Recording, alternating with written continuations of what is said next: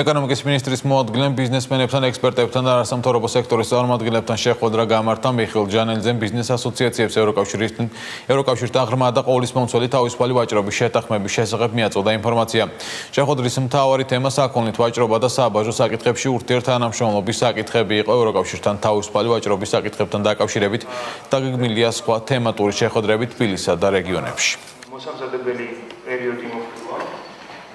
ძალიან მნიშვნელოვანი არის, რომ საზოგადოებას, კერძო სექტორს, სამოქალაქო საზოგადოებას, სამეცნიერო წრეებს და ყველა დაინტერესებულ მხარეს მიეწოდოს სწორი ინფორმაცია თუ რას გულისხმობს ეს შეთანხმება, რა ვალდებულებებია გაღებული საქართველოს და რა სარგებელს მიიღებს ამ შეთანხმებისგან.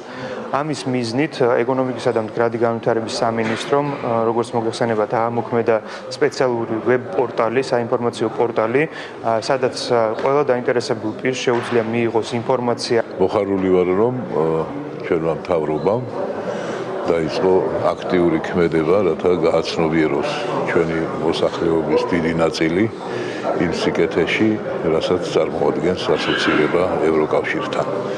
დღემდე ბევრი კითხვა იბადებოდა საზოგადოებაში, სამწუხაროდ ყველაზე მკაფიო პასუხი არ არსებობდა.